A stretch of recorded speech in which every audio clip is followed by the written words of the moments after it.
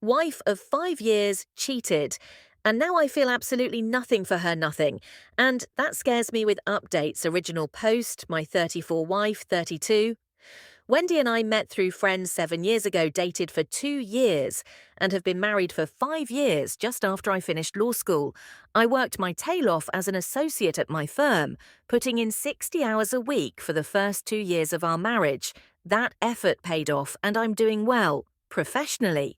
Wendy was a teacher at a private school, but as soon as we got married, she quit so she could go back to school for her master's in education, and is currently in an educational doctoral program while working part-time. This was a bit of financial strain, since I wanted to pay off my student loans as quickly as possible, but we managed. My wife had an old laptop that she was using when we started dating. I found it in a box in a closet. She said it crashed and wouldn't work any longer. I plugged it in, tried to turn it on, nothing. When we met, Wendy took pictures of everything, primarily selfies of her, with others knowing that she must have had some pictures of us. From that time, I yanked the hard drive and looked at it. It seemed okay. The problem must have been somewhere else. Wanting to surprise her with pictures of when we first started dating, I waited until she left to go visit her sister before I plugged it into a SATA cable connector to my PC. There were pictures there, plenty of pictures. Some were of us on dates laughing, smiling. They brought back some good memories, but there were also others of her with different people. One person in particular, I remembered his name was Bob, and Wendy had dated him before me. There were lots of pictures of her and Bob. I wanted to grab only our pictures, so I thought the easiest way would be to organize them by date, figuring the latest pictures would be of only yes.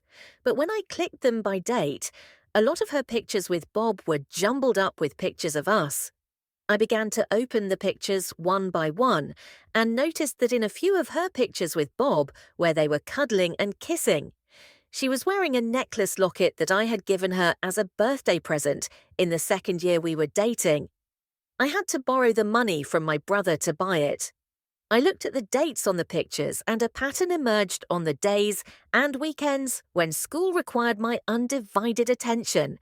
The times when she went to her mother's house or her sister's house to give me peace and quiet.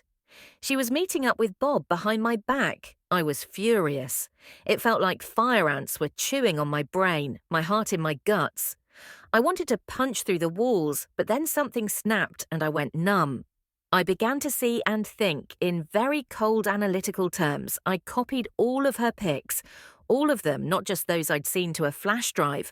I packed a bag, grabbed some suits, took the thumb drive, and went to stay with my brother across town. I left her laptop, hard drive plugged into my PC with a picture of her kissing Bob on the monitor.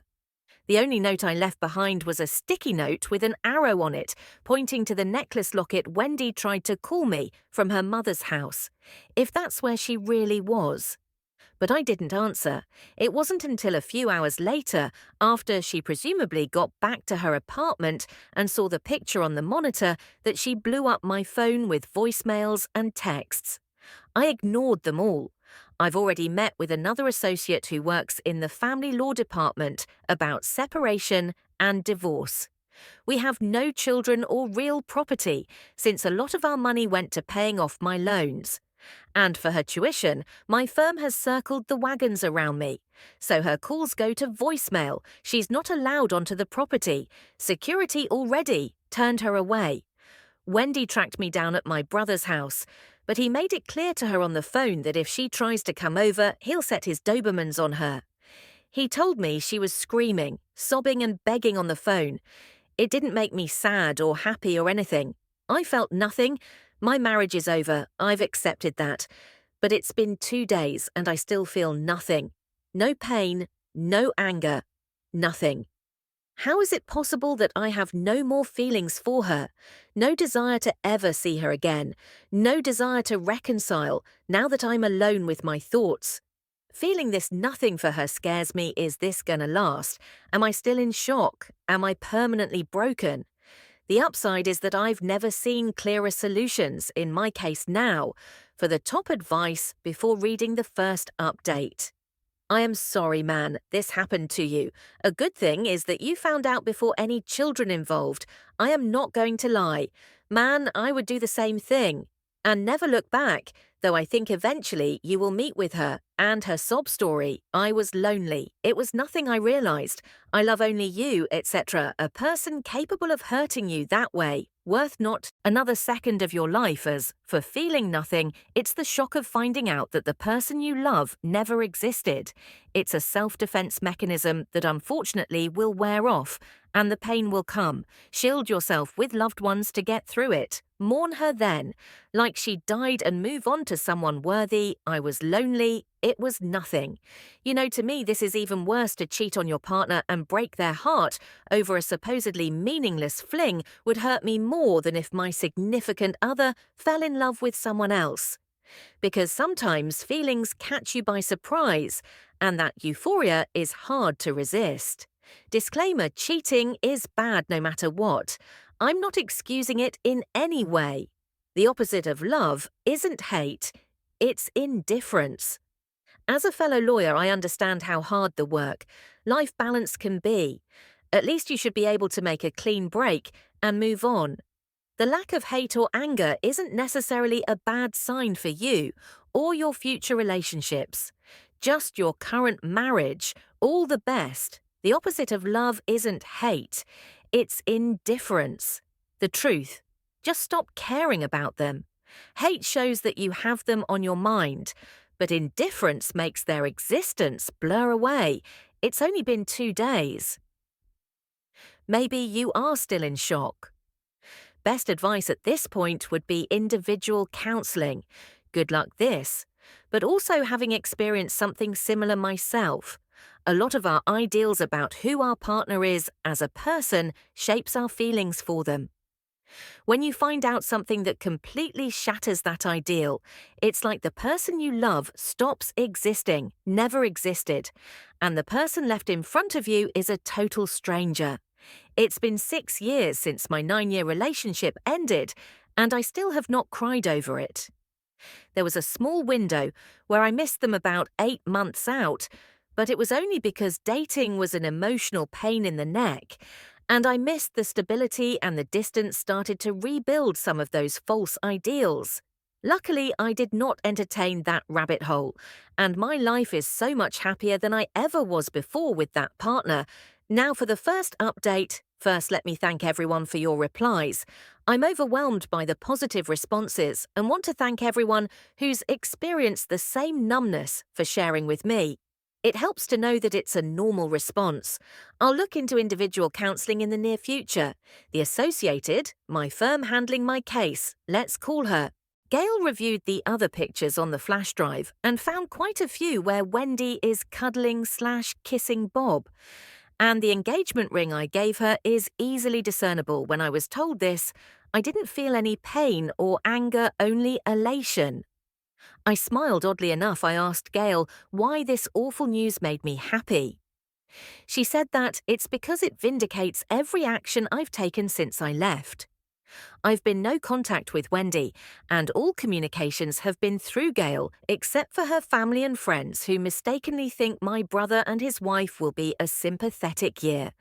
They're not. Gail's already prepared a separation agreement and scheduled a meeting with Wendy on Thursday afternoon.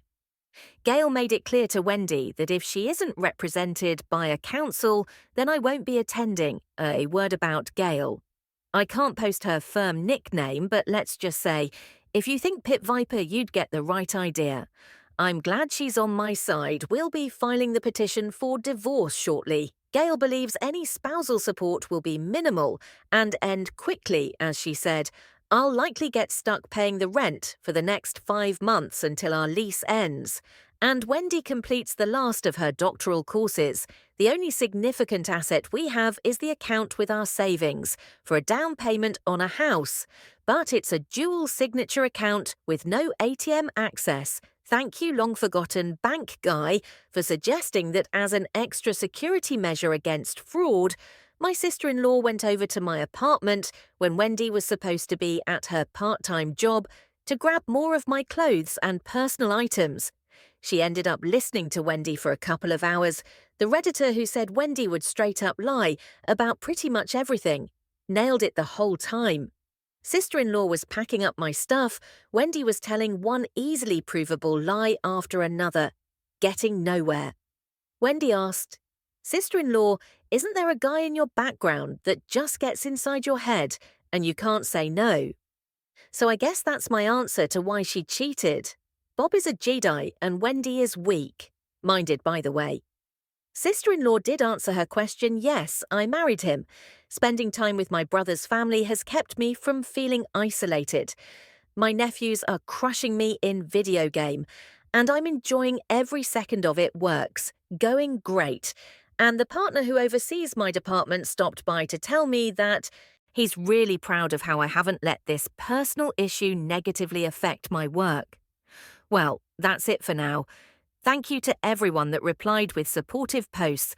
I can't explain how much it helps to know I'm not the only one to go through something like this, or the apathy I feel toward my soon-to-be ex.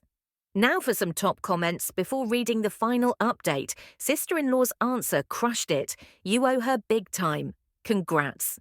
Man, glad your firm stood by you. Excellent blindsided, regrouped plan of action. Pulled the ripcord and safe landing besides your career.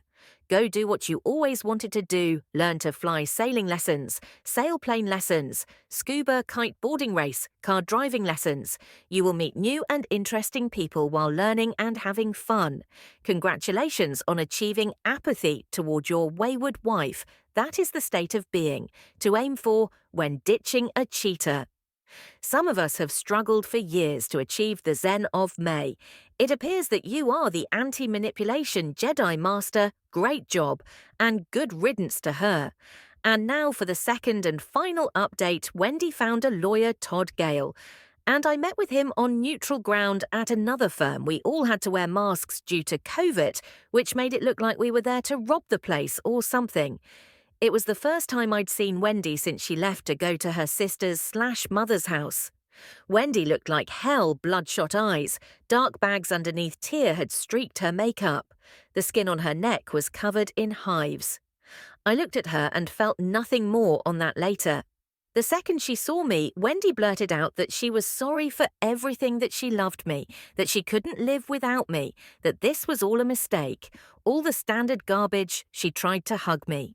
But Gail inserted herself between us and told Todd to remind Wendy that she is not to speak directly to me or Gail, that she is to talk to Todd, who will talk to Gail, who will talk to me. Gail had told me to say nothing and keep a blank expression on my face. I thought this would be hard since I've been worrying about if my initial anger would return, but it didn't.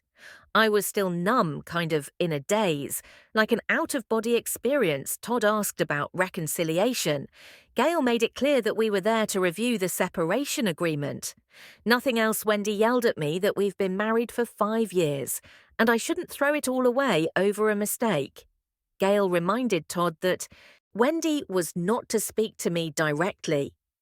Todd whispered something to Wendy, and she momentarily got control of herself again. Gail and Todd began discussing the separation agreement that she'd emailed him. Todd said he did, but didn't think it was fair to Wendy. He tried to nitpick, likely to show Wendy he was doing something to earn his fee. But Gail knocked down every argument he made until he admitted that it was as fair as the law requires. Wendy said that none of this is fair because this is all a mistake. Gail spread black and white printouts across the table of all the pictures from the flash drive, with Wendy kissing, hugging Bob, where her engagement ring is clearly visible. Gail circled the ring in each picture with a big, fat, dark red marker. Alpha move, by the way, asking Todd each time, does your client believe this was a mistake? How about this? Was this a mistake? No, what about this one? Wendy collapsed back into her chair to ugly cry. Gail and Todd began discussing timelines for delivery of a signed settlement agreement and other matters going forward. I guess my silent indifference finally got to Wendy because, completely unprompted, she screamed out that she never cheated during the marriage. Gail wasn't having it and told Todd, tell your client to give me her cell phone. If your client hasn't cheated during the marriage, then she won't have a problem with my ID guy copying everything on it and downloading everything in any online account. She's logged into, I could have him here in 10 minutes. Wendy clutched her cell phone with both hands, refusing to hand it over. Todd whispered something to Wendy. I'm certain he told her. She just admitted to cheating, cue more sobbing. I smiled underneath my mask, but said nothing. At this point, I felt sorry for Todd, call it professional empathy. I've been in his shoes before, you've got a loser case with a loser client. The other attorney is 1982 to 1986 Wayne Gretzky, and you're a second-string high school goalie with a slow glove hand. Basically, you just want the beating to end. When the meeting was over, I left without saying a word to Wendy. What's the use? Every word out of her mouth is going to be a lie. Gail received the signed separation agreement yesterday afternoon. I thought I'd be on the hook for the rent until June, if only to protect my own credit. But instead we're going to equally divide the home down payment. Savings account. This was the care to get Wendy to sign the separation agreement. So quickly, Wendy will pay the rent herself, starting this month along with all utilities, etc., between housing costs and her school costs. She'll have a little money left over, enough to move to a new place. Apparently, Wendy thinks this was a win for her, but it's a tactical move that eliminates the one significant asset we had. Divorce now will be much easier. Gail is preparing a petition for an uncontested divorce, so we won't even have to go to court. Here's the best news. Turns out that while we were in our 5th year of marriage, we haven't been married for a full 5 years. 4 years and 7 months in our state. If the marriage is less than 5 full years, then the family court typically seeks rescission, a concept borrowed from contract law. This means the court will put the parties back in the financial position they were in before the agreement, or, in our case, before the marriage. Immediately before her marriage, I was a jobless, heavily indebted law school graduate waiting on my bar results, while Wendy was a full-time, gainfully employed teacher with no real property, no children. Her account full of money, a teaching credential, a graduate degree in hand, and soon a doctoral degree to go with it.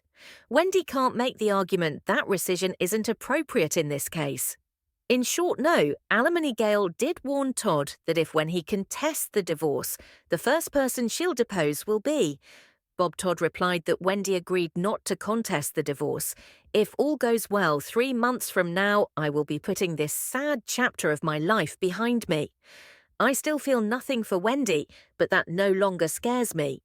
The Redditor who said it was because the Wendy I dated/married never existed was right. You, sir, are wise. The Wendy I dated, fell in love with, and married never existed. The person who cheated on me and lied to me is a stranger. Our entire relationship was all a lie, an elaborate Plan B illusion that benefited her at my expense.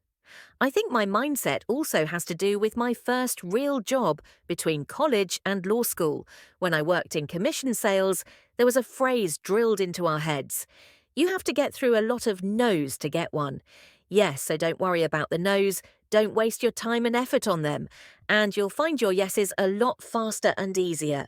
Wendy was a no, and I wasted too much time and effort on her already, so no more friends, family, and co-workers. Have noted that my smile is back, and to be honest, I feel better than I have in years.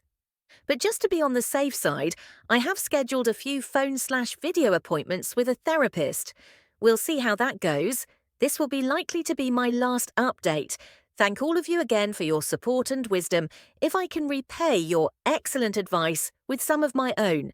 If your spouse cheats on you, talk to a lawyer as quickly as possible and then listen to what your lawyer tells you to do. And that's it for this video, guys. If you have thoughts to share, leave a comment below. Don't forget to hit like and subscribe.